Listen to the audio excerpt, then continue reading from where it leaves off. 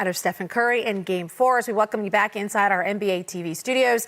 Smitty, your thoughts when you look ahead to Game 5. Can we expect to see that again? What are you looking forward to? Well, I think we can because Steph, we know, is that good. And obviously playing at home, the crowd will be behind him. He'll feel more comfortable.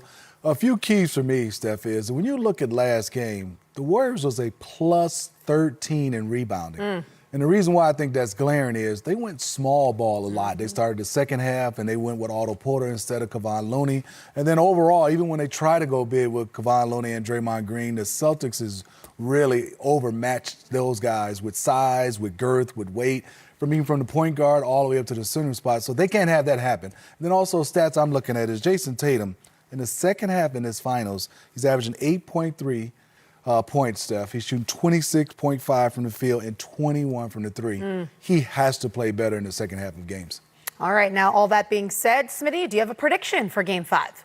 Well, I think the Warriors. I think the Warriors come out and win Game 5. They'll be at home. I think they'll be jacked up, and I think guys make shots. I think Jordan Poole is comfortable now in this series. He's getting better and better. It's going to come down to if the Warriors don't have these crazy unforced turnovers where they don't give up easy buckets, they'll definitely win that game. But if you're the Boston Celtics, use your size, drive the basketball. They're not getting to the free throw line enough in using their size. Only 14 for 19 for the Celtics. They got to be more than +4 against the Golden State Warriors to win a game.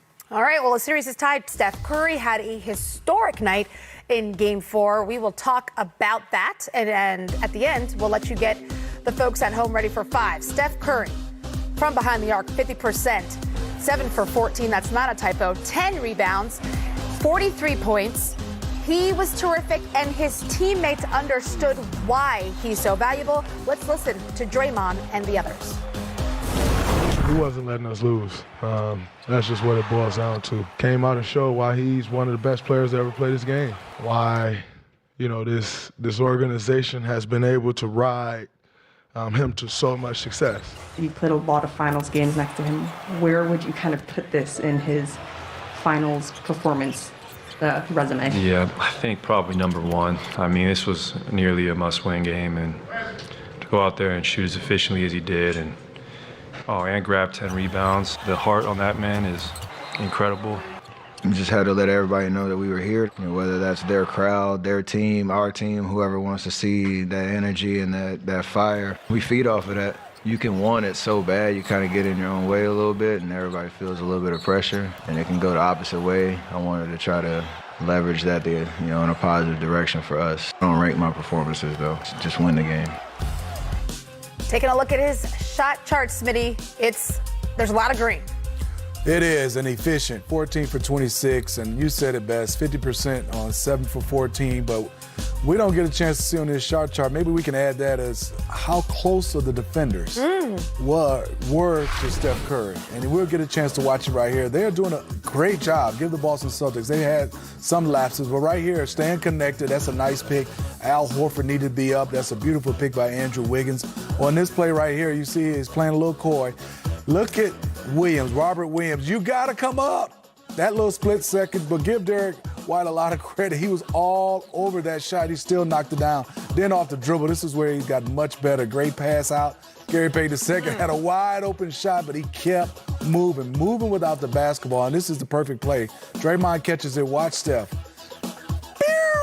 Takes off, and then puts on brakes. What can you do about that? I give Derek White a lot of credit. He is contesting. He's all over Steph, but the guy has 43 points. But I think you said it best. The threes we've seen, the points we've seen, 10 rebounds. Steph went in there rebounding the basketball, and what a finals he's having. Averaging 34.3 on 50% field goal and also 49% from 3. But he doesn't get a lot of open shots. These are contested, some of them questionable fouls, and he's knocking them down. And he's playing strong, and he's playing through contact. He is willing the Golden State Warriors to each victory right now. It is so impressive, especially in a series where the rebounding margin has really dictate the result of the game. You have your scorer getting 10 boards. I mean, that is, you said earlier, the margin of rebounding it's impressive. So that leads us to, can he do it again, Smitty, in Game 5? I think the word you use for Steph Curry is gravity. He might not have 43, but I think he can get 30. And they're 41-9 in the playoffs when he gets 30 or more. But the gravity he pulls with him will get Draymond Green a easy bucket. We'll get Kevon Looney an easy bucket. And then now I think what the Boston Celtics have to be worried about, Klay Thompson, it looks more confident, he looks more healthy, and obviously he had a big-time fourth quarter to go along with Steph Curry. They close out the Boston Celtics together. You get those two going and that gravity that Steph is pulling everybody to him, and those other guys get easier shots. And let's not forget, Wiggins has had a very nice series. 17 points and 16 rebounds. He's played well. That was a career high for Wiggins for rebounding, not just in the finals or in the playoffs. Regular season included, 16 rebounds, showing up when it's the most important. Boston and Celtics. he guarded Jason Tatum. Correct. Doing a great job. Right? A lot required, and they're figuring it out. The Boston Celtics have been known for their defense ever since the turn of the calendar. They've turned it on, highly ranked. It's hard to play against them, but they struggled in this game. Let's hear from the Celtics themselves. We just kind of got a little stagnant. Everybody just kind of standing around looking at whoever had the ball and trying. No player movement, no ball movement. We just got to do a better job executing down the stretch. Every time we got a 5-6 point lead, it felt like we made some poor decisions. Not sure if we tried to pick on mismatches too much and got stalled out a little bit, but when we did run off-ball actions and got some movement, we got really good looks. A lot of times it felt like we were standing around unsure of who we were trying to go after, and led to those stalled out possessions. You often bring up the spacing after things go wrong with your offense. What is the issue that you see that keeps popping up? Well, you just answered your own question. Spacing, when things go wrong, that tends to be, offensively, some of the things that we don't do well. We don't get space. We kind of don't take our time, and we kind of get a little bit sped up. And we just need to get more settled in those moments. No luck in the clutch. This is from Game 4. Remember, clutch time is the last 5 minutes of the game when the score is within 5 points.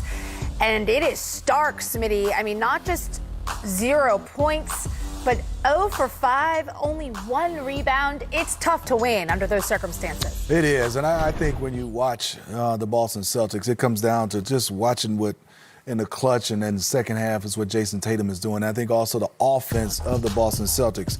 In wins and points in the paint, they're averaging about 43 points.